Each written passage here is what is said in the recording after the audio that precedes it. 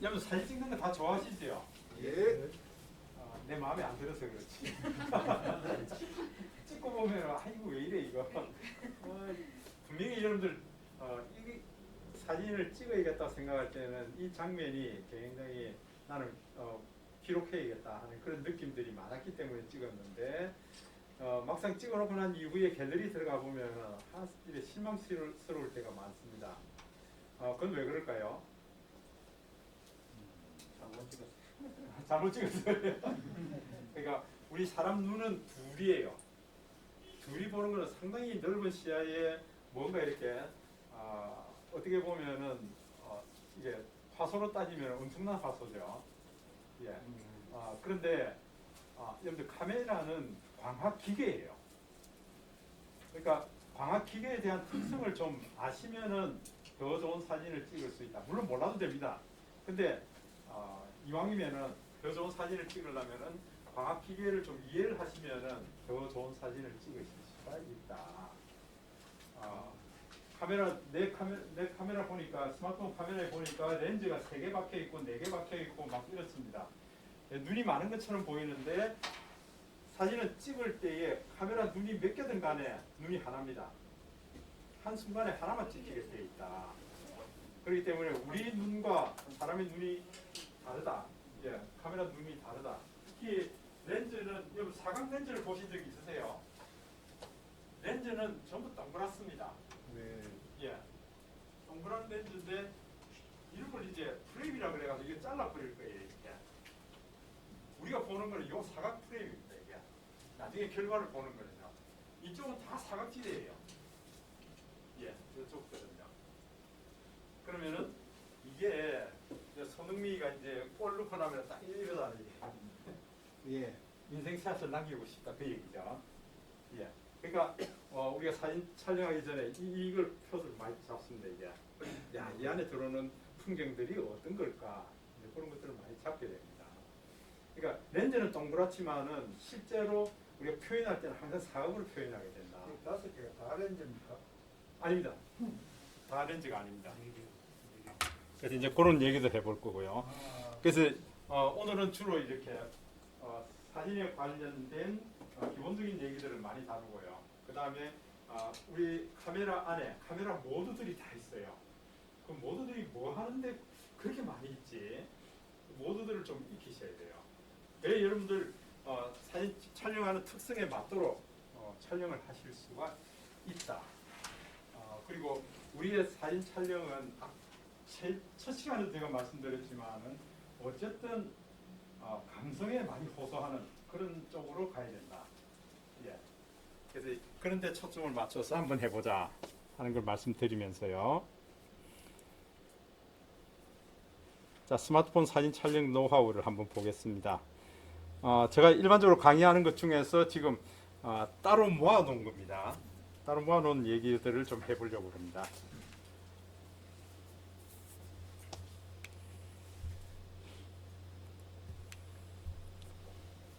자, 첫 번째로 우리 모든 사진은 스토리텔링입니다. 여러분들 갤러리에 있는 모든 사진들 이건 무슨 사진이에요? 하고 물어보면은 이거요 뭐 한 달 전에 우리 가족들끼리 어디 가서 뭐 때문에 찍은 사진입니다 하는 얘기가 다 있습니다. 그러니까 모든 사진은 다 스토리를 가지고 있습니다. 그런데 사진을 찍는 순간 전부 과거형이에요.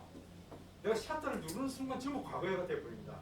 1초 전의 사진, 10초 전의 사진, 1년 전의 사진, 10년 전의 사진이 되어버립니다.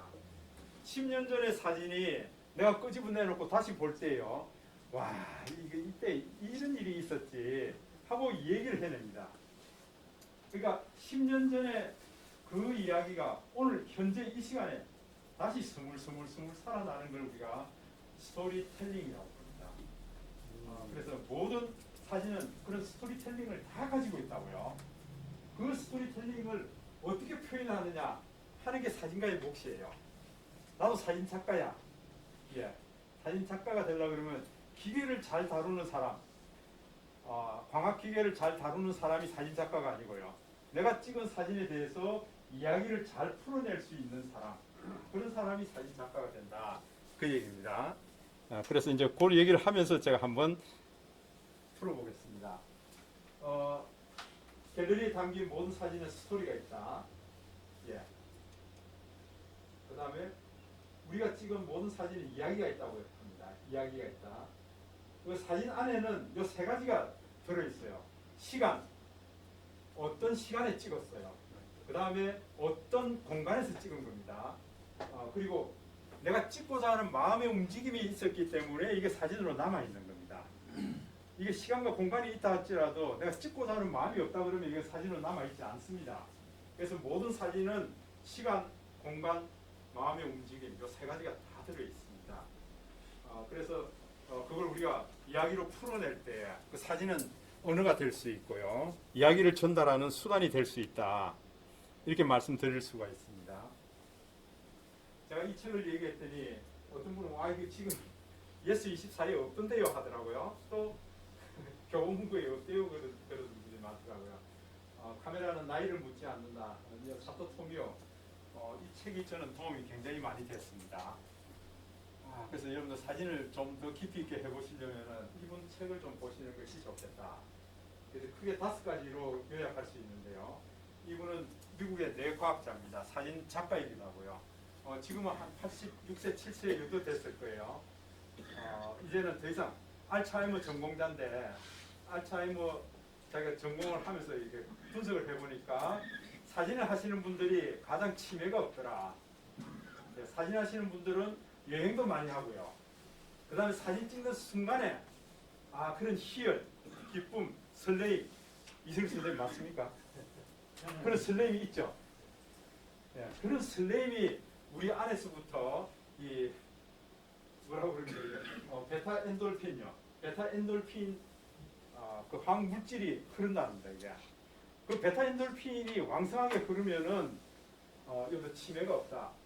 이 베타 엔돌핀 물질이 흐르지 않으면은 치매가 생긴다 그 얘기예요. 그러니까 어제나 오늘이나 내일이나 내일 똑같은 생활이 반복이 된다 그러면은 그 사람은 치매가 오게 되어 있습니다. 근데 내가 오늘 저녁 자고 일어나서 이야 내일 새벽에 저 태화강에 물 한 개 찍으러 가야 되는데 태화강에 저 떼까마귀 찍으러 가야 되는데 이런 사람은 치매가 없다 이 얘기예요. 그 사람이 과학적으로 증명해 놓은 거예요. 사진을 하는 사람은 혈관이 보통 나이 같은 또래 나이보다도 젊다 이걸 분석해 놓은 사람이에요. 그러면서 자기도 사진을 66세에 사진을 전공해가지고 지금 사진 작가가 되신 분이에요.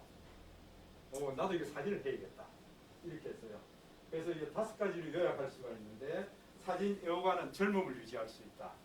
실제로 혈액이 젊더라 그 얘기입니다. 그 다음에 사진은 자유롭다. 어떤 분야에 장르에 얽매이지 않고 내 좋으면 할 수 있다 그 얘기예요. 그러니까 상당히 좋다. 그 다음에 사진을 하면서 감동을 많이 느낄 수가 있더라. 사진은 연결고리를 만들어주고 있습니다. 내가 찍은 사진이 그냥 나 혼자 보려고 찍는 게 아니거든요. 친구들하고 또 가족들하고 서로 나눠보고 이렇게 하는 거예요. 그러니까 저는 이게 가족방에 사진 올리면은요, 아빠가 찍은 사진을 믿고 받을 수 있다 그럽니다. 딸들이. 와, 손녀 얼굴을 찍어놓은 거 이렇게 막 보내주면은요, 와 이거 역시 아빠가 찍은 건 다르네 이럽니다. 그럼 저는 기분이 굉장히 좋잖아요. 연결고리를 가지고 있다. 특히 가족 사랑을 깊게 하고 있다. 무슨 얘기냐니까 손녀 얼굴 찍을 때 할아버지가 찍어주는 것이 가장 부드럽습니다. 다른 사람 모르는 사람이 찍는 것보다요. 그래서 가족들끼리에는 이 사진을 김은배 선생님 맞습니까? 저는 집사람 찍으면 이제 집사람이 여기서 찍어야겠다 그러면 언제든지 포즈를 취해줍니다. 그러니까 여러분들 남편은 아내는 남편을 이렇게 서로 찍어줄 수 있어야 됩니다. 앞으로 우리가 살아가면서 점점 오늘이 제일 젊잖아요. 젊은 순간들을 다 담아 놓으셔야 돼요. 그래서 크게 이 책 안에는 5가지를 얘기하면서 그걸 하나하나 왜 그런지 그걸 풀어줍니다. 책이 두껍지도 않아요. 아주 얇은 책입니다. 근데 저는 도움이 많이 됐어요. 한번 보내드리고요. 그 다음에 사진은 스토리텔링이라 그랬는데 지금 이런 스토리텔링들이 다 있습니다. 이거 제가 찍어놓은 사진들, 요거는 이제 제 둘째 딸, 적은 딸이 이제 손녀를 찍어서 저한테 보낸 겁니다. 그걸 이제 스토리텔링 하는 거예요. 여러분들 바로 이 번영교 넘어가면은 이 제니스 성형외과 건물 아시죠? 예. 여기에 계속 이거 그걸 합니다. 가만히 있어봐. 이거 왜 안 찍히네? 현수봉. 예, 현수막이 이거 계속 바뀝니다, 이게. 예. 예, 그러면은 이 현수막 저는 바뀔 때마다 찍어 놓습니다, 이게. 예. 이제 이런 것도 하나의 스토리텔링이에요. 사진을 잘 찍고 못 찍고 간에 이게 이제 스토리텔링이 있는 거거든요. 그러니까 제니스 병원장은 참 독특한 사람이다. 이 문구를 그분이 직접 쓴다 그러더라고요. 병원 원장이. 예, 지금 무슨 그림가 하면 한 방울의 물이 바위를 뚫는 것은 한 방울의 물의 힘이 강해서가 아니라 그 지속함 때문이다. 그 글이에요. 한 방울의 물이 지속적으로 떨어지니까 바위 구멍을 내버린다. 그 얘기거든요. 그러니까 이런 식으로 해서 아주 그 참 의미심장한 글을 많이 올립니다. 저 깊이 생각해 봐야 됩니다. 그런 글을 여기 보세요. 하나, 둘, 셋, 넷, 한 7층 높이의 프랭카드를 만든 거예요. 7층 높이의 프랭카드. 이거 대형으로 만들어서 걸어두거든요. 야, 저 사람이 뭘 얘기하고 싶어서 저걸 걸어뒀을까? 성형외과하고 전문가하고 무슨 얘기가 이루어질까?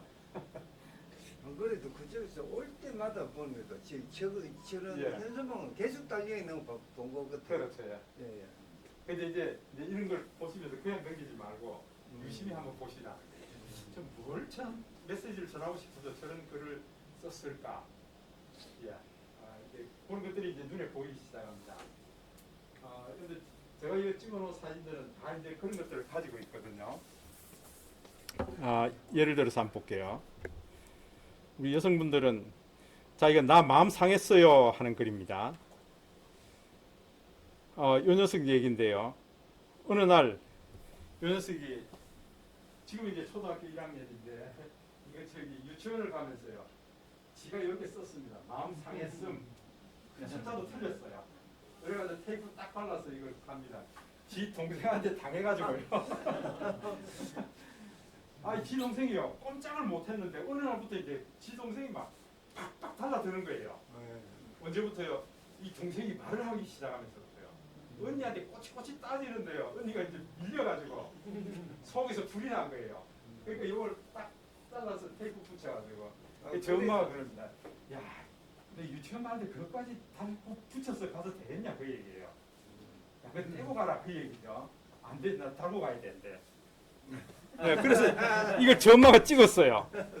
찍었더니 이제 유치원 가서요. 뭐 이거 저기 게임도 하고 이러는데 이거 계속 달고 있어요. 네. 이걸 이제 이건 유치원 선생님이 찍어서 보낸 거예요. 이제 위에 거 이건 저 엄마가 찍은 거고요. 그랬더니 유치원 선생님이 네가 마음이 되게 상했구나. 그래서 요 단천부 같은 테이프에다 여기다 속상 치료 요 글을 써서 얘한테 이제 붙여줍니다. 그랬더니 이제 유치원 갔다 와서 차에서 내리는데 이제 기분이 다 이제 괜찮아졌다 이게요. 그 요걸 보여주면서 속상 치료 요 코에 붙여놨어요 지금. 여러 가지 기분이 아주 좋아졌습니다 이게. 이 저 엄마가 또 찍은 거예요. 신이 났죠. 그래서 이 얘기를 가족 카톡방에 올렸습니다. 오늘 이렇게 해서 갔는데 이제 기분이 풀려서 왔다. 그래서 이제 할아버지 제가 이제 카톡방에 쭉 보니까 야 이거 이런 일이 있었구나. 이걸 사진을 다운 받아서 제가 이제 블로그에 인스타에 올린 거예요. 그래놓고 이 글을 여성시대에다 보냈더니 여성시대에서요. 야 이거 참 재밌게 잘 썼다. 그래서 이제 여성시대에서 선물이 한 보따리가 왔더라고요. 네? 한 30만 원치 상당의 선물을 보내주겠다 그러면서 보내왔는데 이제 녹화된 것도 있어요 이게. 서경석 씨하고 양현 씨가 이걸 읽으면서요. 그러니까 여러분들이 이건 내가 직접 찍은 사진이 아니에요. 아닌데도 이걸 스토리텔링 할 수 있잖아요. 사진을 잘 찍고 못 찍고가 아니고 이런 일이 있었다. 이걸 예를 들어서 할아버지가 쓰는 육아일기에 지금 기록이 돼 있잖아요. 이걸 또 책으로 만들 거예요. 근데 얘가 중학생, 고등학생 돼서 이걸 보게 되면 어떻게 될까요? 아, 맞아. 그때 그런 일이 있었는데. 예.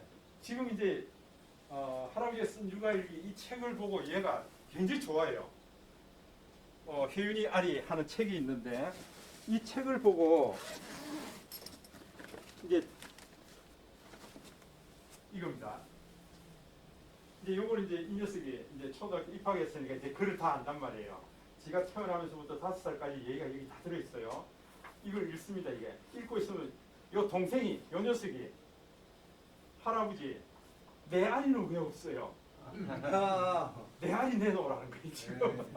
지금 할아버지 빨리 이 겨울에 시간 내서 이거 이 둘째 이 녀석 얘기를 또 내야 됩니다. 기록은 돼 있어요. 기록은 돼 있어요. 그러니까 이 스마트폰에서 이런 책 만들기가 된단 말이에요.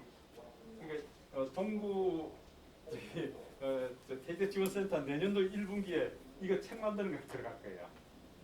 예. 그러니까 스마트폰으로 할 수 있는 일들이 굉장히 많죠. 자, 특히 스토리텔링 하면서요. 이런 것들. 예. 한번 보세요. 내가 찍어놓은 스마트폰들이 다 기록이 돼 있다. 이 할아버지가 찍어주니까 온갖 포즈를 다 취합니다. 그런데 조금 화장을 했는겨. 화장 안 했습니다. 예.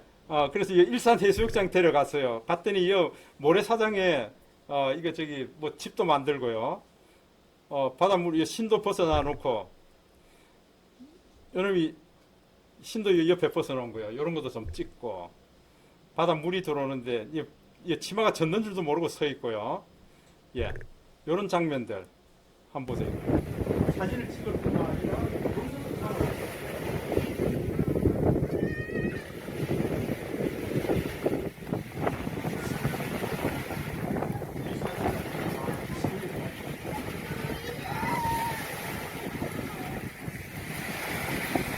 얘들이 이제 크면서 이제 이런 것들을 잘 보게 되겠죠.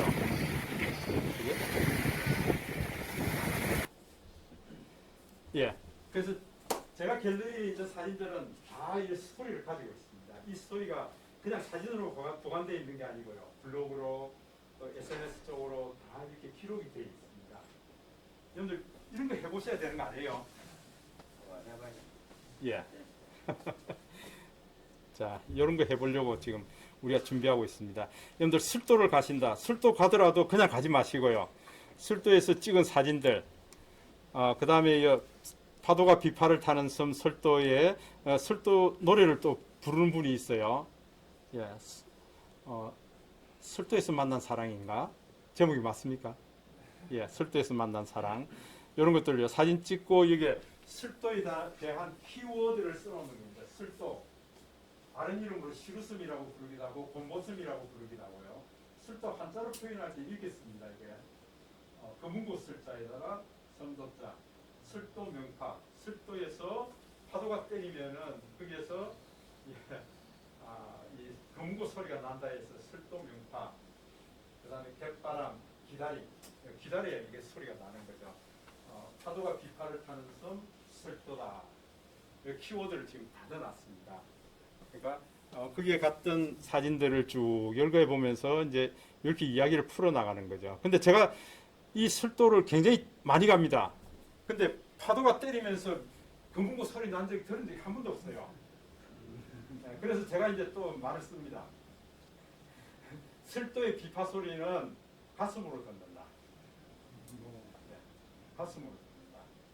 그 사진을 굉장히 많이 찍었는데 실제로 가슴으로만 들을 수 있는 그런 소리더라. 그 얘기예요. 그래서 그런 얘기를 여기에 쭉 하실 수가 있다. 자, 그 다음에 이제 최근에 이제 제가 요 올린 것들인데요. 저기 영주의 그 무슨 마을요? 무슨 마을에 갔더니 굉장히 큰 고목이 있고 할머니 한 분이 이 자녀들이 할머니를 모시고 왔더라고요. 어머니를 모시고 왔어요. 그래서 제가 이 사진을, 이 한 장의 사진, 이 할머니가 무슨 다리를 이렇게 외나무 다리를 이제 자녀들이 다 건너고 싶어 하는데 할머니가 다리가 후들거려서 못 가잖아요. 그 앞에까지 갔다가 돌아오면서 이제 나는 여기 있을 테니까 갔다 오라 그 얘기합니다.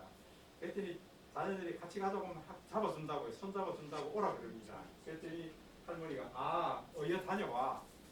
어여 다녀와. 예. 그래서 저는 인생은 시간입니다 하고 좀 써놓은 글도 있고요.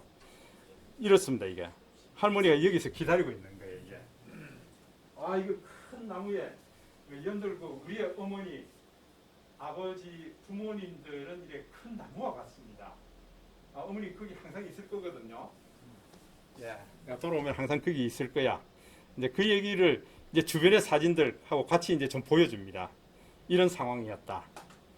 그럼 이 한 장의 사진 안에서 우리가 얘기되죠. 그죠? 예, 이런 얘기들을 풀어놓습니다. 외나무 다리입니다. 제가 이제 묵었던 숙소에 민박했던데 그 저녁에 이게 부침을 하나 만들어 달라 그랬더니 아주 맛있게 만들어 주더라고요. 그러면서 외나무 다리가 참 멋있더라. 그 얘기를 했더니 이게 요거 이제 스마트폰으로 찍은 거예요. 물안개가. 예, 아침에 일찍 나가서 보니까 물안개가 아주 멋지더라고요. 그래서 이제 가서 찍은 건데요. 사람 같은데. 네, 사람이에요. 사람 서 있어요. 안개 속으로 쑥 사라지고 없어요. 예. 그 요 한 장의 사진 보면은 이렇게 사람이 건너고요. 참 보기 어려운 광경. 예, 그렇죠. 그래서 시간의 다리에 핀 물안개 해서 제가 이제 영상으로 또 담아놓은 거죠. 그러니까 여러분 어디에 가셨었든지 이런 사진들 담을 때에 그 주인 아주머니가 오랫동안 그게 살아오신 분이에요. 그래서 이제 그 얘기가 있더라고요. 시집 올 때 꽃가마 타고 이 외나무 다리를 건너왔다가 나중에 상여 타고 나간다 그 얘기를 하더라고요. 아이고, 그러니까 어떻게 삽니까? 이게 물에 갇혀 있는 셈이잖아요, 그죠? 그랬더니 이 아주머니 얘기가 그게 인생 아이니까 그래서 그게 인생 아이니까. 예, 그 경북 지역의 말투 그대로 그냥 썼습니다. 그게 인생 아이니까 하고요. 여러분들이 이제 스토리텔링이 뭔지 아시겠죠? 예, 내가 사진만 찍어서 갤러리에 보관하지 마시라는 거예요. 이런 경우에 보면은 이게 제가 TV에 다큐멘터리를 본 거예요. 여러분들 보신 분 있는가 모르겠습니다. 와, 기류의 인생 벼랑 끝에 서다. 화산 짐꾼 하는 거 보신 적 있으세요? 네. 저분 저 유키즈 언더블록에 유키즈 언더블록에도 나왔어요. 아니 이거는 저기 중국이에요. 중국 화산에.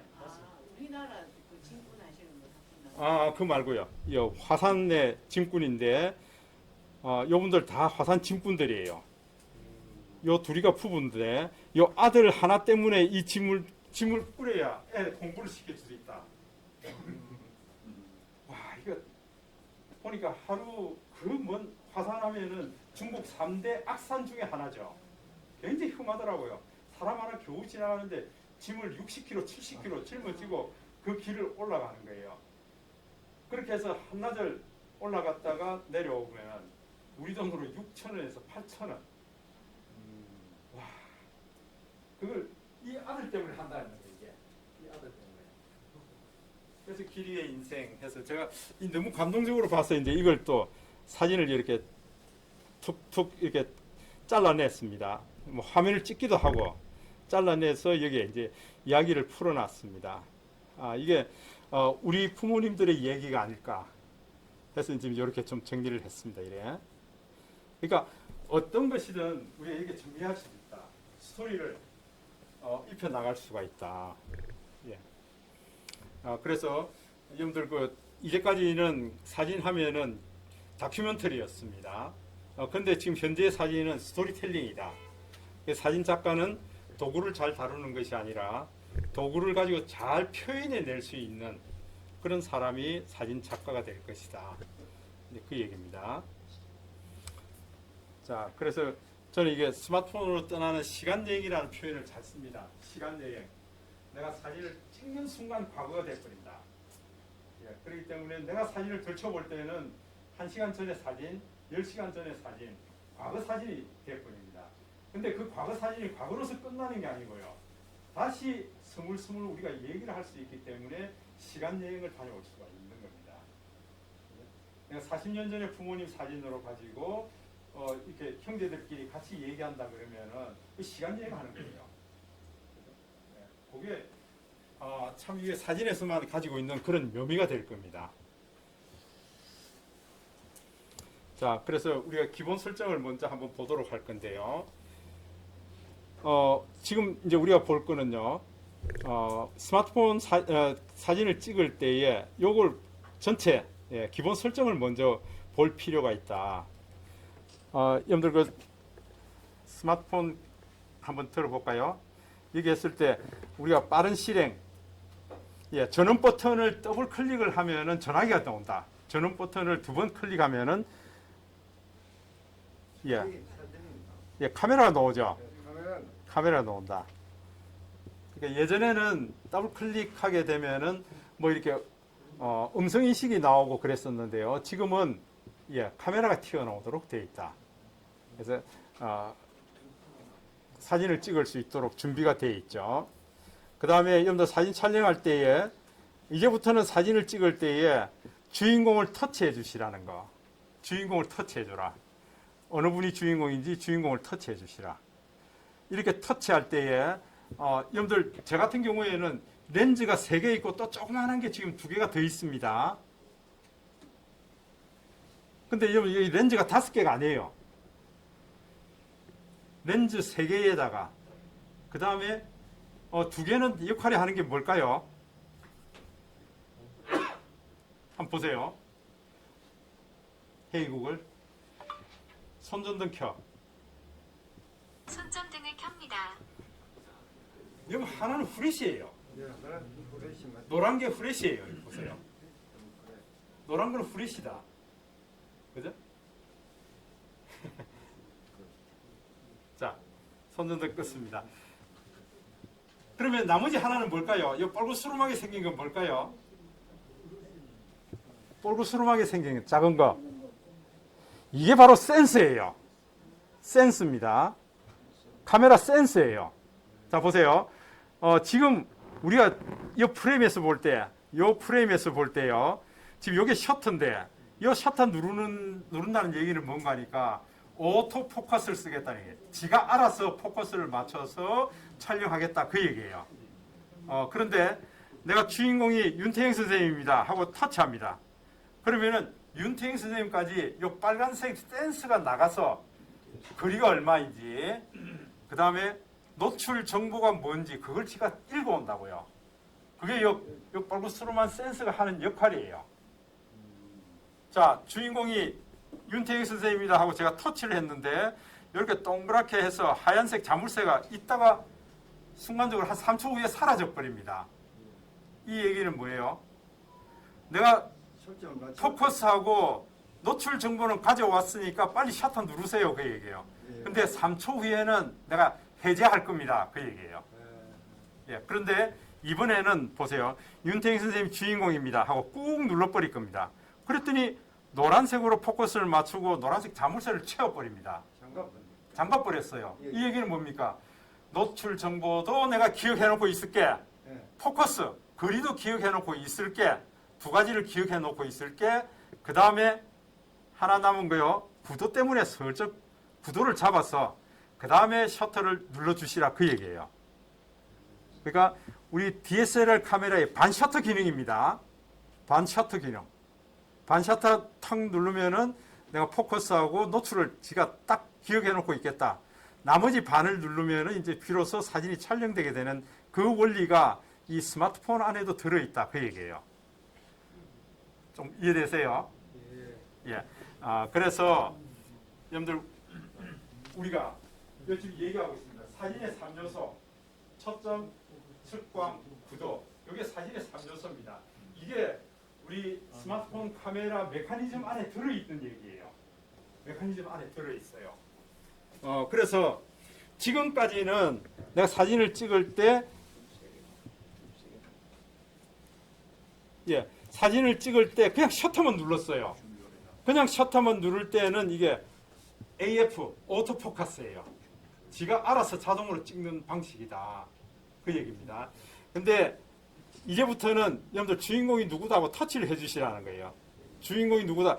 제가 이거 김진욱 선생님이 주인공입니다 하고 터치했더니 김진욱 선생님은 정확하게 얼굴이 선명합니다. 근데 최정문 선생님은 흐릿해졌어요. 왜? 내가 초점을 맞춘 그보다 거리가 짧거나 그보다 거리가 멀면은 흐려지게 만드는 아웃포커싱 적용하겠다 그 얘기입니다. 인물 사진. 인물 사진뿐만 아니라 예, 딴 것도 다 마찬가지입니다. 예. 자, 그래서 제가 최정문 선생님을 터치합니다. 예, 그랬더니 최정문 선생님이 또 이제 정확하게 나옵니다. 그래서 여러분들 주인공을 누구를 어디로 할까? 여러분들 터치를 해주시라. 슬쩍 터치하면은 3초 후에 사라지지만은 길게 터치해 주시면은 두 가지, 예, 초점과 측광을 지가 기억해 놓고 있겠다. 나머지 하나는 구도입니다. 구도 때문에 내가 방향을 적당하게 틀어서 구도를 잡아주세요. 그 얘기입니다. 그게 저 위에 준비됐습니다. 이제 그건 인물 사진에서 꼭 필요한 겁니다. 예. 네, 준비됐나? 예. 예, 그 얘기입니다. 자, 그 다음에 여러분들 그 카메라에 이 수직 수평선 다 있습니까? 예. 수직 수평선. 세 번째, 구도를 잡기 위해서 수직 수평선이 굉장히 중요하다. 예, 그 수직 수평선만 잘 맞춰도 여러분들 좋은 사진, 안정적이고 아름다운 사진을 찍을 수 있다. 그래서 터치하면은 이 두 가지 일을 하고요. 그 다음에 나머지 하나 구도 때문에 내가 방향을 틀어서 정확하게 맞춰서 촬영하시면 된다. 예, 그 다음에 이제 노출 보정을 좀 이해하면은 내 사진이 더욱 빛난다. 노출 보정. 자, 이제 노출 보정을 한번 해볼 겁니다. 자, 이렇게 해서 제가 윤태영 선생님 주인공입니다. 윤태영 선생님 주인공입니다. 그래서 제가 꾹 눌렀습니다. 그런 다음에 자, 구도 때문에 내가 약간 틀었습니다. 이렇게 틀고 이 밑에 보시면은 태양 그림이 있죠. 이게 노출 보정입니다. 노출 보정인데 내가 이걸 왼쪽으로 끌고 가면 사진이 점점 어두워져요. 보세요. 노출이 점점 어둡게 된다. 그 다음에 여러분 오른쪽으로 끌고 갈수록 더 밝아진다. 노출을 한 스텝씩 더 올려준다. 그 얘기예요. 그래서 내가 이걸 조정하지 않으면은 지가 이거요. 보세요. 내가 턱 했더니 지가 이게 알아서 자동으로 맞춰 놓은 거예요. 근데 여기에다가 내가 조금 더 강조를 해야겠다 하면은 여러분들 이걸 조절해 주시라는 거예요. 이게. 근데 인물 사진 같은 경우에는 좀 화사하게 해주는 것이 얼굴을 더 뽀얗게 만들어준다. 예, 그 인물 사진 찍을 때는 위로 좀 끌고 오셔야 되고요. 그 다음에 여러분들 일몰 풍경.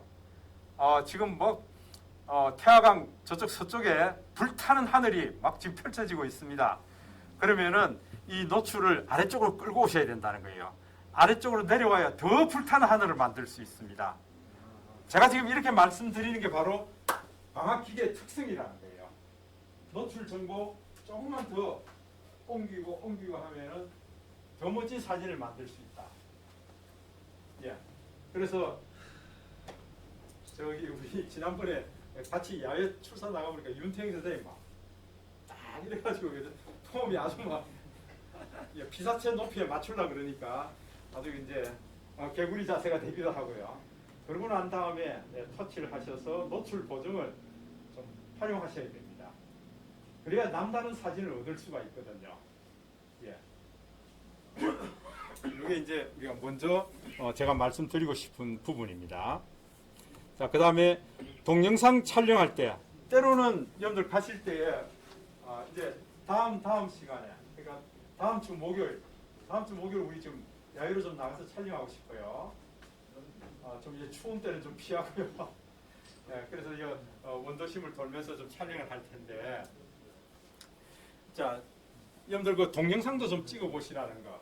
지금부터 이제 사진 찍을 때요, 가로로도 좀 찍고, 세로로 세워서도 찍고요, 동영상도 가로로 찍고, 세로로 찍고 이걸 다 해보시라는 거예요. 그래서 여러분들 그 어떤 형태로든 요즘은 이제 사진 찍을 때 가로 세로 다 찍어 보시라는 거. 우리가 딱 필요한 것들이 다 따로 있어요. 그래서 동영상 촬영도 많이 해보시라는 거. 동영상 촬영하실 때 보통 지금 우리가 숏폼 영상은 15초 단위입니다. 그래서 한 커트, 내가 이 부분은 영상으로 담아야겠어 할 때는 영상 담으실 때에 한 10초에서 15초 정도 담으시라는 거예요. 그런 것들을 모아서 우리가 영상을 편집할 수 있거든요. 예. 자, 그 다음에 카메라 렌즈를 활용할 때에 이건 보세요. 지금 제가 만약에 예를 들어서 한번 해보겠습니다.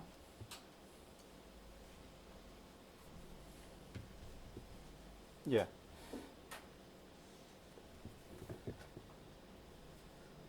자, 예를 들어서 제가 사진 모드에 놓고요. 사진 모드에 놓고 사진을 찍으려 그러니까 예전에는 여기 나무 이파리 3개가 있었고 2개가 있었고 하나가 있었고 그랬습니다.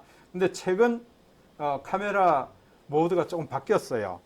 여기 보면 0.5, 1x, 5 이렇게 나옵니다. 저는 이 3개가 나왔어요. 여러분 몇 개 있습니까? 저도 3개 3개 있어요. 예. 그러면은 렌즈가 3개라는 얘기입니다. 숫자 4개 나오신 분이 있어요? 예, 최신 폰은 숫자 4개 있다. 렌즈가 4개다 그 얘기예요. 렌즈가 4개다.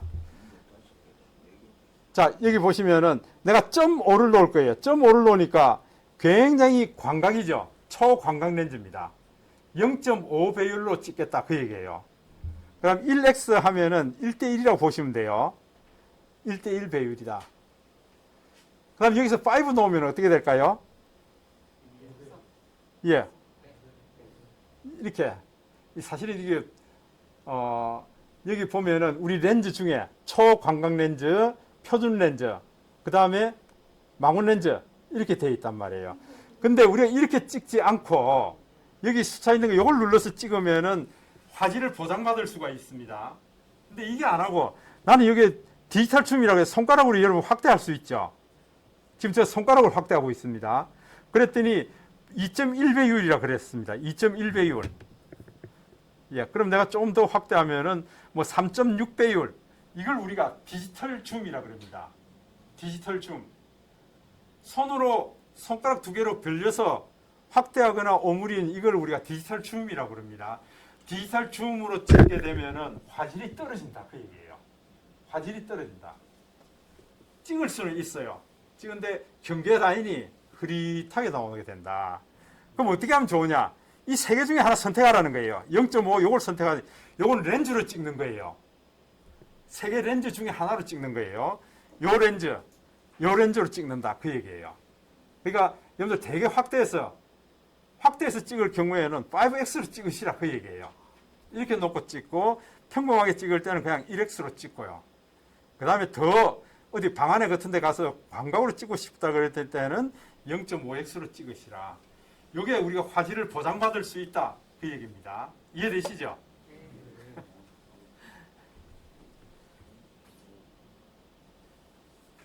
여러분들 뭐저 태화강 저쪽 명천교 뒤에 가보면 뭐 이제 철새들 와서요.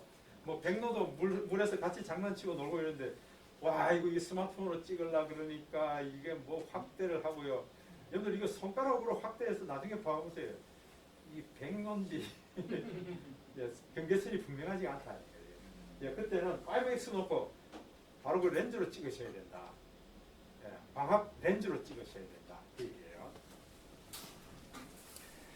그 다음에 이왕이면은 여러분들 사진의 깊이를 더하기 위해서 전문가 모드를 놓고 찍으셔야 된다. 프로 모드입니다. 전문가라는 것은 LG폰에서 전문가라고 되어 있고요. 그 다음에 삼성폰에서는 프로 모드입니다. 사진 찍을 때 프로 모드를 놓고 찍고요. 동영상 찍을 때도 프로 동영상을 찍는 연습을 하셔야 된다. 그래야 더 멋진 사진과 영상을 촬영하실 수가 있다. 자, 여러분들 우리 DSLR 카메라를 많이 다뤄보신 분들은 아실 거예요. 내가 이제 렌즈에 보면은 버튼이 있는데요. 렌즈에 무슨 버튼인가? AF 버튼이 있고 MF 버튼이 있어요.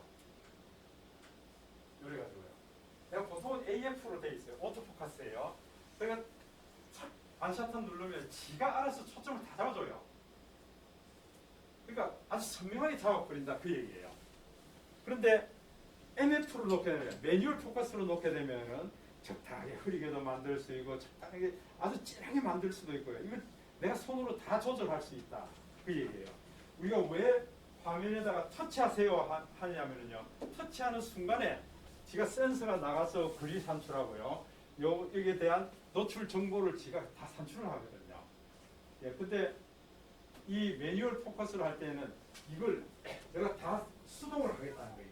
초점도 수동으로 할 거고요. 측광도 내가 수동으로 할 거고요. 구도도 물론 마찬가지 수동으로 다 하겠다. 이걸 내가 전문가 모드로 하겠다. 그 얘기거든요. 근데 이걸 좀 익숙하게 할 수 있다 그러면은 적어도 광학 기계를 내가 좀 다룰 수 있다는 거죠. 그래? 이렇게 좀 다루고 싶지 않으세요?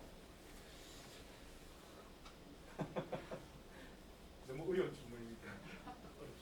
어렵습니까? 예. 실제로 사진을 많이 찍어봐야 돼. 예, 많이 찍어 보셔야 됩니다.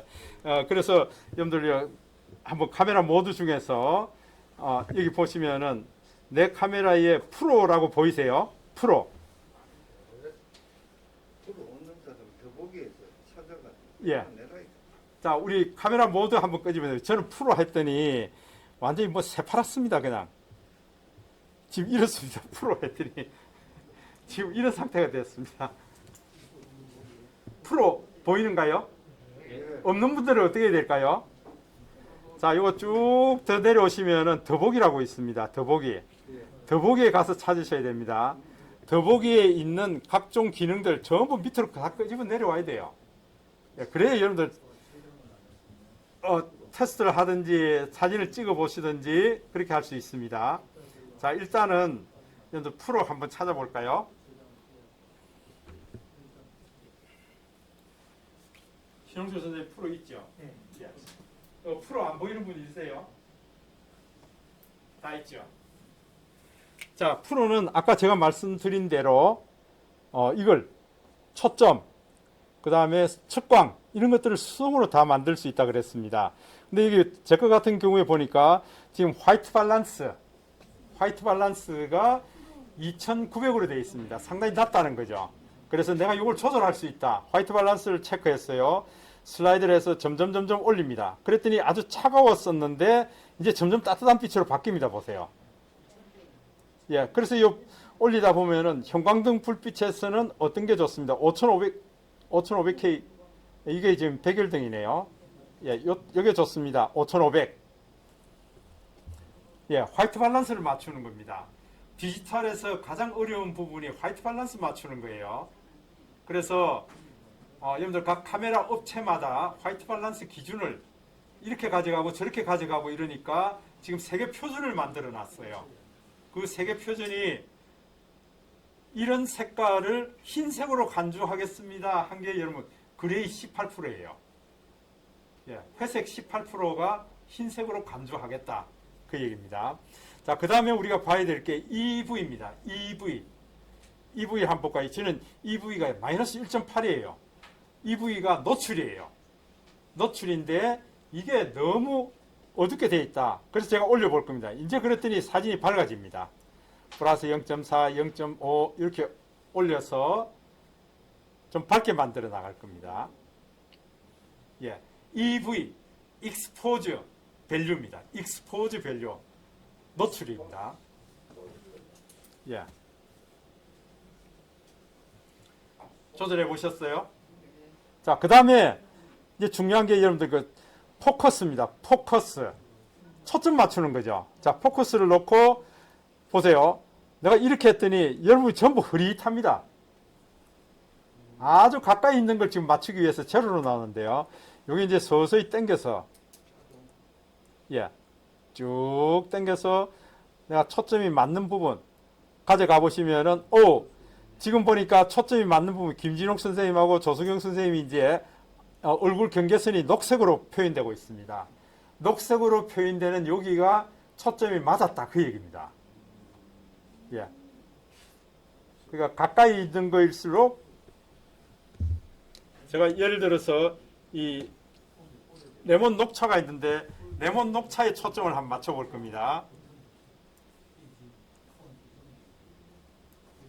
자, 그랬더니 레몬 녹차 이제 초점이 딱 들어왔습니다.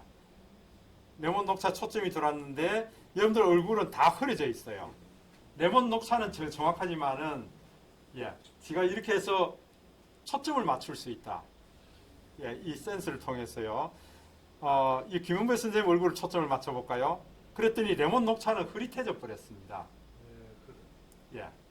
그러니까 프로에서는 이걸 전부 내가 조절할 수 있다 그 얘기예요. 예.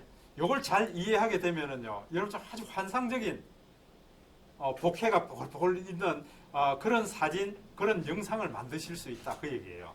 이제 이게 이해가 돼야 제가 오늘 12월 블로그 글 올리면서 제가 제일 하는 말 중에 제일 많은 게 이해되세요 하는 말이래요. 제 강의 들어가서 그게 제가 제일 많이 하는 말이랍니다. 이해되세요? 이게 일단은 제가 설명하는 게 이해가 돼야 그죠? 적용을 해볼 수가 있잖아요. 예, 여러분들이 프로 모드로 놓고 내가 초점을 맞춰 나가는 이걸 연습을 해보셔야 됩니다. 프로 모드로 놓고 사진 찍을 일이 언제 있을까요? 언제 이렇게 프로 모드를 놓고 좀 찍을 수 있을까요?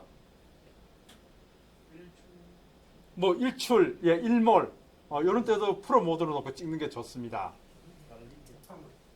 우리 저기 이백호 작가는 이 프로 모드로 사진을 굉장히 많이 찍습니다. 태화강에서 새벽에 나와서 찍은 거 보면 사진이 전부 막 작품 같아요. 예, 예식장에서도 찍고요. 그 다음에 여러분들 그 유리창에 물방울 흘러내리는 거 있죠. 예, 그런 것들도 전부 이걸로 찍어야 되고 거미줄 있죠. 예. 거미줄 하나하나 디테일하게 다 찍으려 그러면은 프로로 놓고 찍으셔야 돼요. 그래야 선명한 거미줄을 찍으실 수가 있다. 예. 자, 이렇게 해서 이제 우리가 정확하게 이걸 맞춰서 예, 여러분 내가 어디에 초점을 맞출까? 예, 초점을 맞추고 난 다음에 그 다음에 이제 셔터를 누르시면은 정확하게 수동으로 프로 모드로 사진을 찍을 수가 있습니다. 프로 모드로 찍을 때 좋은 점은요, 내가 후보정할 수 있는 우리가 보통 얘기하면 로우 파일이라고 그럽니다. 로우 파일로 찍을 수가 있어요. 보정이 가능하네요. 예, 보정이 가능합니다. 로우. 우리가 저기 회를 뭐라 그럽니까? 회, 생선회, 로우 피시라 그러죠. 로우 피시. 우리가 지금 갤러리에 들어있는 사진들은 다 JPG예요. JPG 파일이에요. JPG 파일은 내가 찍는 사진 로우 파일을 적당하게 대비도 넣고 그 다음에 저기 색상 조절을 해가지고요. 제가 JPG 파일로 만듭니다. 근데 원본 소스는 지금 한 20MB 정도 될 거예요. 사진 한 장이 20MB인데 거기서 내가 적당히 조절해서 만들면은 뭐 2MB, 3MB밖에 안 돼요. 예, 그러니까 로우 파일이 있으면 그 로우 파일로 우리가 스냅시드에서 얼마든지 리터칭할 수가 있습니다. 사진을 크게 손상시키지 않고 내가 다시 조절할 수 있다. 그런 강점이 있습니다. 그래서 제가 이제 저기 뭡니까 얼마 전에 며칠 전에 이제 설거 다 했는데요. 그 사진전을 했습니다. 저는 전부 스마트폰으로 찍은 사진이에요. 예. 오늘 찍은 사진을 내가 좀 작품용으로 만들겠다 그러면은 로우 파일로 찍습니다. 그렇게 해서 우리가 이걸 스냅시드나 포토샵에서 이것도 다 활용할 수 있거든요. 예. 그래서 이거는 카메라에서 설정에 로우 파일로 해놓으면 예. 그냥 사진으로 찍어도 로우 파일이 되는 거예요? 예, 두 장이 생깁니다. JPG도 생기고 로우 파일도 생기고요. 그걸 어떻게 하는가 하면은 자 여기 한번 볼까요? 설정에 한번 들어가 볼까요? 예, 설정에 들어가 보시면은 사진 형식입니까? 사진 형식에 보면 저는 이제 로우 파일을 꺼놨습니다. 왜냐하면 이게 사진 한 장이 이제 수동으로 찍을 때만 그러니까 프로 모드에서 촬영한 사진을 JPG와 로우 파일로 각각 저장합니다. 두 개를 저장해 주겠다 그 얘기입니다. 이걸 온 시켜 놓으면은 프로에서 찍을 때에 JPG도 로우 파일도 함께 저장해 주겠다 그 얘기거든요. 그럼 용량이 몇 배로 들어가죠? 네. 용량이 몇 배로 들어갑니다 이제. 그래서 이거 불은 꺼야 되는 거다. 아니 그러니까 한번 보세요. 이제 켜서 제가 한번 테스트해 볼 거예요. 켜서 이제 프로로 해서 한번 촬영해 볼 거예요. 예, 프로로 해서 제가 약간 푸르스름하게 해서 오케이. 이렇게 해서 눌렀습니다. 자, 그러면은 사진이 찍혔는데요.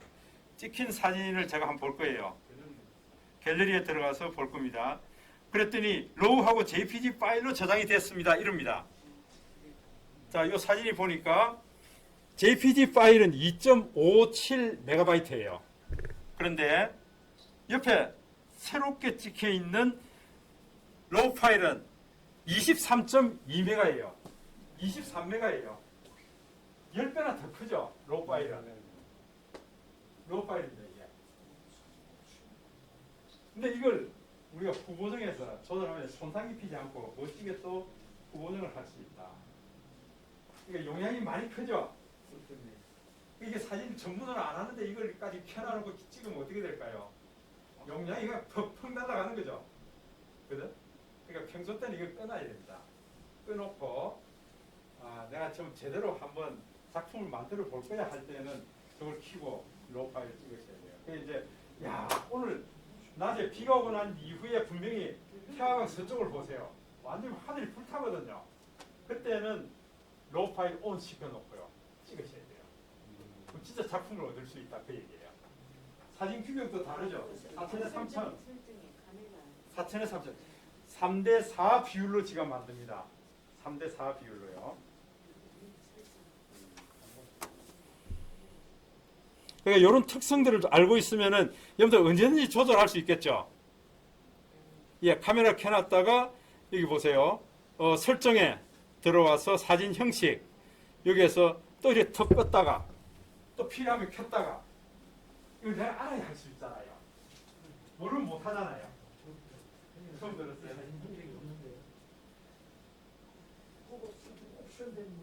고효율 사진.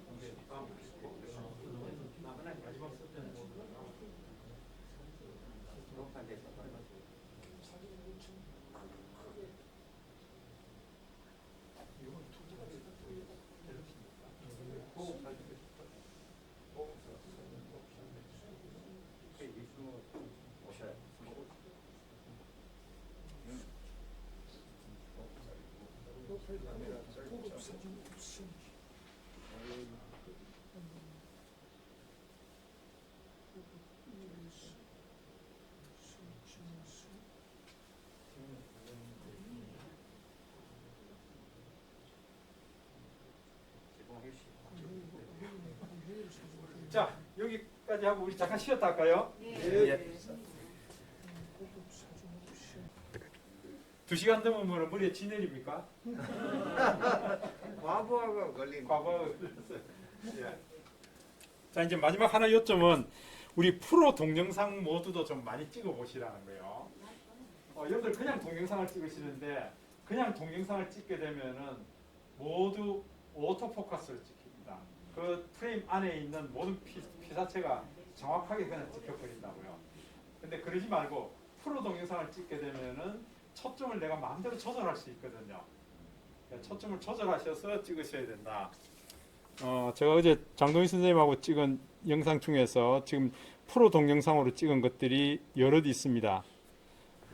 보시면은 이런 것들이 다 이제 프로 동영상으로 찍은 거예요. 흐릿하죠? 예. 흐릿합니다. 이건 프로에서만 찍을 수 있어요. 이게 이렇게. 예.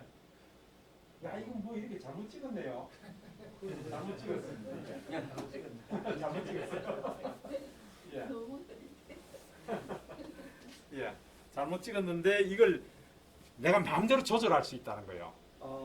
마음대로 조절할 수 있어요. 정확하게 찍을 수도 있고 흐릿하게 찍을 수도 있고 이거 조절을 내가 마음대로 할 수 있다. 꽃이 이쁜 게 피어 있었는데요. 이 꽃이 주인공이고 나머지는 그냥 다 뭉개져 버리잖아요. 포커싱이 돼 버리잖아요. 이렇게 찍으실 수 있다. 그냥 동영상으로 찍게 되면 저게 다 정확하게 찍혀 버린다고요. 그러면은 뭐가 주인공인지 이게 우리가 분간하기 힘들어요. 그래서 프로 동영상을 찍을 때는 내가 동선을 어떻게 가져갈 거다. 이게 주인공이고 그다음 요거 갈 거야. 그럼 그냥 그걸 미리 동선을 그려야 됩니다. 그려서 내가 이걸 쭉 옮겨야 되고요. 이제 이런 것까지 내가 생각을 해야 된다. 예. 이제 지금 거의 대부분 이제 이런 식으로 다 찍어놨습니다.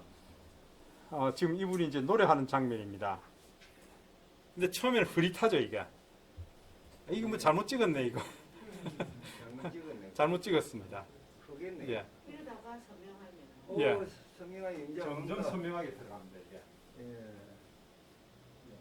이리. 그래서 근데 이런 것들을 많이 연습해 보셔야 돼요. 예. 지금 제가 촬영한 것들은 거의 대부분이 그렇죠. 요거는 오토포커스로 그냥 퍽 찍은 거예요. 이게 이 카페가 상당히 복잡하죠. 뭐가 상당히 많습니다. 예. 한번 가요. 예. 어디서부터 포커스를 맞춰서 내가 어디로 움직일까 하는 것들을 생각하면서 이제 프로 동영상을 찍어 보셔야 된다. 이제 프로 동영상을 찍기 시작하면은 굉장히 재밌는 일들이 많습니다. 재밌는 표현들을 많이 찍으실 수가 있다고요. 예.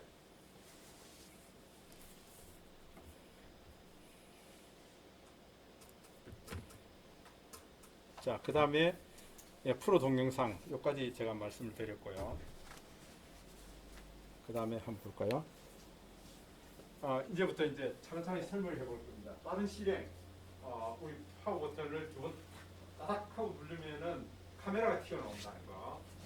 예, 카메라 튀어나온다는 것 외에 이분들 밑에다가 우리가 충전기 그 밑에다가 이어폰을 꽂게 되면은 릴리즈가 된다고 말씀드렸죠. 릴리즈. 예, 그래서 사진 찍을 때에 내가 그 볼륨 높이고 낮추는 그게 셔터가 되어버립니다. 예, 음악 들을 때는 그게 이어폰이지만은 카메라가 켜져 있으면은 그게 릴리즈가 돼서 셔터가 되어버린다. 그 다음에 이 갤럭시 S22부터는 노트가 없다 그랬죠. 예. 노트 기종이 없고요. 그냥 S 안에 다 포함이 됐습니다. 그리고 S펜을 따로 구입해야 됩니다. 근데 S펜이 있으면 좋은 점은 S펜의 버튼을 꾹 누르면 카메라가 튀어나오게 돼 있어요. 그 다음부터 이제 터치를 한 번씩 할 때마다 사진이 찍힙니다. 그러니까 여러분들 내비게이션에다가 거치대 차량 거치대에다 딱 꽂아 놓고요. 노트펜을 꾹 누르면 카메라가 튀어나오니까 그 다음부터는 내가 이거 터치 하는 대로 사진이 찍힌다고요. 그러니까 이제 운전하면서도 찍을 수 있다 그 얘기예요. 운전하면서도. 그런 메커니즘이 안에 다 들어있게 돼 있어요. 지금은. 예, 이제 S23 가면은 이제 더 좋아질 거예요. 예. 그래서 노트를 쓰는 이유가 거기 있습니다. 노트는 이제 그런 장점이 있기 때문에요.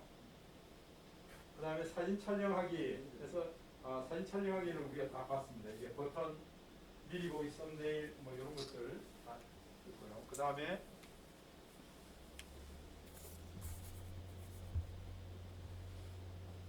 예, 기본 설정하기. 아까 우리 렌즈 3개가 있을 경우에 초광각 렌즈, 기본 촬영, 그다음에 광학 2배줌 뭐 이렇게 해서 렌즈 수대로 있는데 그걸 디지털 줌으로 하지 말라는 거예요. 디지털 줌은 화질이 떨어진다. 그래서 꼭 광학 렌즈를 이용해서 촬영하고 그래야겠다. 그 다음에 프로 모드. 프로 모드 안에는 버튼이 상당히 많습니다. 뭐 때문에요? 포커스 초점 맞추는 거하고 익스포즈, 예, 노출 정보 맞추는 거. 또 어떤 때는 여러분들 그 소나무수 공간 물레방아 있잖아요. 물레방아 돌아갈 때 물방울 하나하나 다 찍고 싶다. 그러면 셔터 스피드를 올려야 돼요. 셔터 속도를 올려야 됩니다. 그때는 셔터 속도 우선으로 촬영하셔야 돼요. 예, 요거네. 그래서 내가 뭘 우선으로 찍을 거냐 하는 걸 이제 둘 중에 하나입니다. 노출 우선으로 찍을 거냐, 셔터 속도 우선으로 찍을 거냐, 그게 따라서 달라진다. 예를 들어서 제가 카메라를 켰습니다. 예, 프로 모드인데 프로 모드 안에서 요게 이제 노출입니다. 그러면은 셔터 속도는 지금 60분의 1초에 맞춰져 있어요. 야, 내가 물방울 떨어지는 걸 정확하게 찍고 싶다.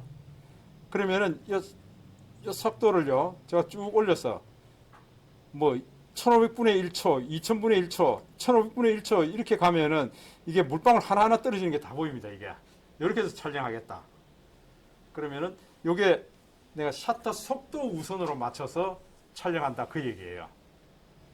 예. 그래서 우리가 우선을 어디다 맞출 거냐? EV 값에 맞출 거냐? 노출로 맞출 거냐? 아니면은 셔터 속도로 맞출 거냐? 예. 여기에 따라서 사진 촬영하는 게 달라집니다. 그러니까 순간 동작으로 딱 잡을 거냐? 아니면은 여러분들 계곡 같은 데 가보면은 물이 흐르는 게 막 그 안개처럼 이렇게 쭉 연결돼서 나오는 경우 있죠. 그 다음에 차량 그 헤드라이트하고 뭡니까 미등이 쭉 선으로 그려지는 거 있죠. 그렇게 하려고 그러면 이 셔터 속도가 떨어져야 돼요. 천천히 나와야 됩니다. 그러면 이 셔터 속도가 보면은 뭐 0.5초, 0.3초, 4분의 1초, 이렇게까지 떨어지게 됩니다. 이 4초 같으면은 4초, 10초, 30초, 스마트폰에서 맥시멈으로 30초까지 조리개를 열어놓을 수 있습니다. 그러면 빛이 30초 동안에 들어온다는 거죠. 붉은 대낮에 30초 열면 어찌 될까요? 사진이 전부 허옇게 돼버리죠. 허옇게 돼버린다. 밤에 찍어야 된다. 예, 밤에 찍더라도 이게 이만큼 열어둘 일이 없죠. 예. 보통 우리 그 불꽃놀이 할 때 저기 이성희 선생님 얼마나 놓고 찍습니까?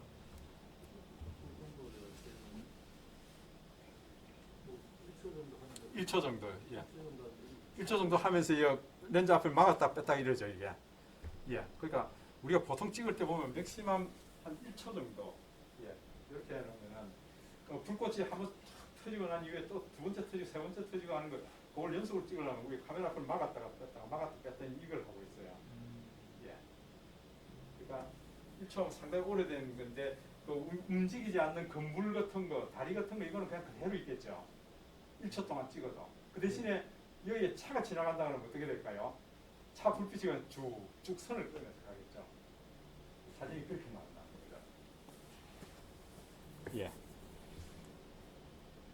자, 그 다음에 이제 프로 제가 말씀을 드렸고요. 그 다음에 스마트폰 카메라로 사진 잘 찍는 방법이 여기 다 이제 특히 이 네 가지를 꼭 지켜줘야겠다. 안내선을 항상 켜줘야 되고요. 그 다음에 흔들림 없이 찍어야겠다. 흔들림 없이.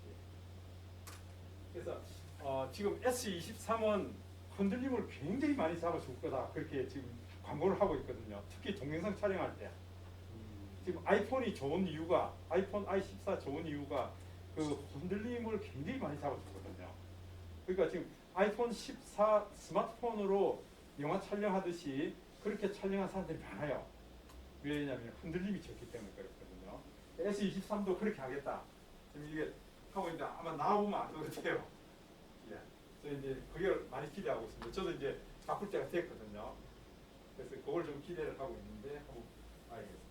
흔들림 없게 하려고 그러면은 오늘 삼각대를 쓰든지 그 다음에 음성 촬영을 하든지 뭐 찰칵, 스마일, 예, 김치 이런 거 이용해서 음성 촬영하든지 그 다음에 이어폰을 쓰든지요. 그 다음에 안정된 파지법이 중요하다. 파지법 어떤 방법으로 스마트폰을 들어야 할까? 그거 굉장히 중요합니다. 그래서 여러분들 그 스마트폰을 들 때 한 손으로도 얼마든지 촬영할 수 있어야 됩니다. 한 손으로. 그거 연습하셔야 돼요. 그래서 세로 파지법, 가로 파지법 이런 것들을 좀 익히셔야 됩니다. 이 파지법 하려고 그러니까 이걸 또 빼야 되네. 한번 보겠습니다. 한번 볼까요?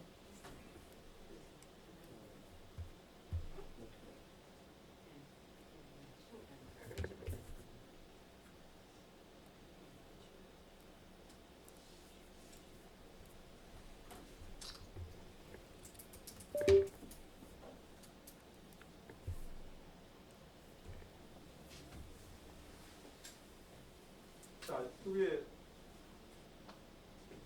제가 뭐 일반 사진으로 놓고 보겠습니다. 사진을 놓고 볼 때에 저는 이렇게 찍을 거예요. 이게 한 손으로 찍을 때는 이렇게 찍을 겁니다. 새끼손가락이 밑에 받쳐주고 위에 검지가 위에서 받쳐주고요. 이렇게 해서 엄지손가락이 셔터를 온전히 누를 수 있도록요. 영상 찍을 때도 마찬가지입니다. 영상 찍을 때도 이렇게 해서 제가 이게 쭉 걸어가면서 찍을 수 있거든요. 이렇게 걸어가면서 찍을 거예요. 제일 좋은 방법은 근데 이렇게 찍으면서 왼손을 이렇게 받쳐줘야 된다는 거야. 왼손을 받쳐주고 주인공이 누구야 하고 터치하고요. 주인공이 누구야 하고 터치하고 그 다음에 셔터를 찍어주셔야 된다. 이렇게 찍으셔야 된다. 그 다음에 지금 이제 플로팅 셔터라고 그래가지고 이거는 이제 메인 셔터예요. 메인 셔터인데 요즘은 이 셔터 두 개를 주죠. 하나를 빼서 플로팅 셔터를 만들 수가 있습니다. 하나 뺐어요. 빼서 내가 갖다 놓고 싶은 위치에 갖다 놓습니다. 이렇게. 예. 이렇게 하고 난 다음에 좀 내가 왼손으로 촬영하고 싶어. 그러면은 왼손 찍기에 좋은 위치에 갖다 놓고 셔터 눌러서 찍으시라. 그 얘기예요.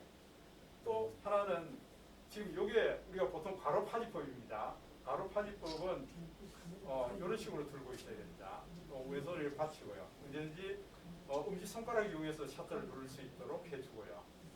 그 다음에 세로로 찍을 때는 여러분들 왼손 새끼손가락이 밑에서 받쳐줘야 됩니다. 왼손 새끼손가락이 밑에서 받쳐주고 예. 이렇게 해서 이 플로팅 셔터가 왼손 엄지손가락이 오도록요. 이 위치에 두고요. 예. 이렇게 두고 여기서 사진을 찍으셔야 제대로 찍을 수 흔들리지 않게 찍을 수 있습니다. 이게. 예. 왼손 새끼손가락을 밑에 받쳤습니다. 이게. 받쳐서 흔들리지 않도록요. 이렇게 찍으시면 돼요. 그 다음에 이제 이럴 때는 내가 가방 들고 오른손으로 가방 들고요. 뭐 우산 들고 이렇게 찍을 때는 내가 이렇게 가면서 찍을 수 있지. 네, 이렇게 찍을 그게 내 오른손이 자유롭다 그러면은 근데 이렇게 오셔야 돼요. 오른손이 와서 오른손이 엄지손가락이 셔터를 누를 수 있도록 해줘야 됩니다. 이게. 네, 그렇게 흔들리지 않는다고요. 네, 양손이 자유로울 때 우리가 안정되게 사진을 찍을 수 있죠. 근데 그러지 못할 때가 많습니다. 특히 비 오는 날, 이런 날은 사진이 기가 막히게 나오거든요. 그때 사진을 우리가 찍어야 됩니다. 우산을 들고 있다고요. 우산 들고 있다고 못 찍으면 안 돼요. 예, 그때는 우리가 왼손으로 언제든지 찍을 수 있도록 준비가 되어 있어야 된다. 예. 그 다음에 이 셀카도 많이 찍죠. 예, 셀카 찍을 때에 좀 이런 식으로 찍어 보시라는 거. 제가 늘 말씀드리는데 이걸 인물 사진으로 많이 찍으시라는 거예요. 인물 사진을 많이 찍으셔야 된다. 인물 사진은 주인공을 아주 부각시키고 뒤에 배경을 흐릿하게 만드는 아웃포커싱을 극대화시키는 것이 인물 사진 모드다. 인물 사진 모드다. 특히 셀카 찍을 때 있죠. 예. 셀카 찍을 때 인물 사진 모드로 놓고 찍으세요. 자, 제가 이제 셀카를 찍습니다. 인물 사진 모드로 놓고 셀카를 찍습니다. 자, 화면 이렇게 했어요. 이러면은 뒤에 배경이 어때요? 희리한 배경이 그릿해지면서 이게 아웃포커싱이 제대로 된다고요. 인물 사진 모드로 놓고 찍으면은 내 인물이 더 살아나게 돼 있다. 인물이 더 강조되게 돼 있다. 이해되세요? 특히 인물 사진 모드에서 여러분들 셀카를 찍을 때에 이 옵션들이 많이 있습니다. 저 위에 옵션요. 옵션을 한번 눌러보세요. 지금은 첫 번째 블러 옵션이에요. 블러 옵션을 놓고 찍고 있거든요. 여러분들 옵션 보고 계세요? 블러 옵션입니다. 그 다음에 두 번째가 스튜디오입니다. 스튜디오 옵션이에요. 이게 스튜디오에서 찍는 것처럼 해주겠다 그 얘기입니다.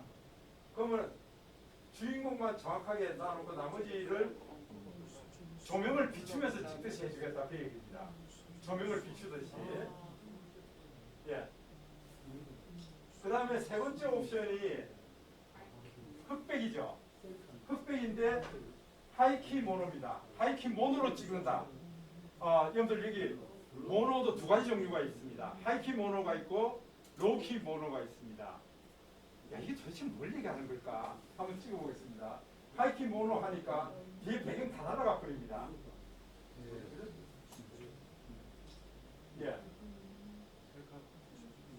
이게 하이키 모노는 모노 중에서도 농도가 옅은 거예요. 근데 그 다음에 있는 로우키 모노를 보세요. 로우키 모노는 시커매져 버립니다. 시커매져 버려요. 이게 주인공만 살리고 나머지를 흐리게 만드는 효과를 가지고 있습니다. 자, 그 다음에 여러분들 컬러 배경입니다. 컬러 배경. 뒤에 배경을 아예 없애고 컬러를 만들어 버린 거예요. 지금 녹색 컬러가 나올 겁니다. 푸른색 컬러. 이렇게 찍겠다 그 얘기예요. 근데 문제는 위험한 거예요. 저같이 머리 없는 분은 머리카락 하나도 없이 다 날아가 버립니다. 그게 조금 문제예요. 그래서 야 이거 셀카 찍을 때는 이게 흰머리가 좀 불리하다. 머리 염색을 해야겠다. 다 날아가 버리면 이거 제가 한번 해볼게요. 이거 머리카락 거의 다 날아가 버렸어요. 예. 그러니까 대신에 컬러 배경으로 만들어준다. 예. 예. 그 다음에 컬러 포인트입니다. 주인공만 컬러고요. 뒤에 배경 여러분들은 흑백이에요. 이렇게 만들 수 있다. 예. 근데 이거 준비되었어요 나오면은 지금 이렇게 나옵니다. 이게 배경은 흑백으로 된다. 그리고 옵션이 다양하게 있죠. 예. 이게 셀카 찍을 때뿐만 아니고 우리가 일반적으로 사진 찍을 때도 그렇게 조절할 수 있다. 그 얘기예요. 그래서 여러분들 가능하면은 사진 촬영을 하실 때에 이렇게 놓으세요. 인물 사진 모드로 찍으세요. 인물 사진 모드로 찍는데 가능하면은 이 옵션을 이렇게 주세요. 옵션을 블러로 주세요. 예. 일반 사진 찍을 때 옵션을 블러로 주시고 그 다음에 이 레벨을 제일 높은 7단계로 주세요. 7단계를 줍니다. 그러고 난 이후에 여러분들 촬영할 때 이렇게 하셔야 돼요. 잘 보세요. 제가 윤태익 선생님 주인공입니다. 주인공이기 때문에 주인공 제가 타치합니다. 윤태익 선생님 주인공 이게 뭔 소리지? 뭐가 했죠? 이게 나왔네. 프로젝터. 예, 주인공이 터치해 보시면은 주인공 윤태익 선생님 외에 전부 흐릿하게 아웃포커싱을 시켜버립니다. 예. 오늘 공부 심하게 됩니까? 이게 참. 예. 그러면서 제가 이제 이렇게 한번 보여드리겠습니다. 제가 한번 찍어보겠습니다. 윤태익 선생님 한번 찍어보겠습니다. 주인공입니다. 제가 터치해서 제가 사진을 촬영했습니다. 촬영하고 난 이후에 보면은 뒷 배경이 이렇게 다 날아가 버렸습니다. 이게. 그러니까 아웃포커싱을 제대로 지킬 수가 있다. 여기서 포커싱을 자체가 쿵하고 지금 화면이 깜짝 놀라시. 오늘 동상 바로 이렇게 공부가 돼야 돼요. 지금 이제 끝날 시간 돼. 일찍 끝내야. 인물 사진의 좋은 점. 예, 이 찍고 난 이후에 포커싱을 조절할 수 있다는 거. 포커싱을 조절할 수 있다. 이게 굉장히 큰 강점입니다. 뒤에 배경을 더 선명하게 아니면 더 흐리게 이걸 만들 수 있고 그 다음에 주인공을 바꿀 수도 있다. 위치를 바꿀 수 있다. 이런 강점 때문에 여러분들 인물 사진을 많이 찍으셔야 돼요. 이걸 제가 차근차근히 좀 더 알려드릴 텐데요. 지금 금방 복구 안 되죠? 안될 거예요. 손을 뽑아놨어. 그래서 오늘 일찍 마치라고 그러는 거예요. 그럼 거의 마칠 때 되네. 예. 10분 정도 먼저 마치. 아이고. 그래서 여러분 가능하면은 인물 사진 모드를 많이 찍으셔야 돼요. 예. 예. 그래서 오늘은 좀 기본적인 걸 얘기했는데 다음 시간에 좀 더 사진 촬영 방법 여기 강의실에서 좀 더 연습하고 목요일 날 직접 밖에 나가서 한번 찍어보도록 하겠습니다. 네. 예, 오늘 그러면 우리 여기까지 할까요? 예. 수고하셨습니다.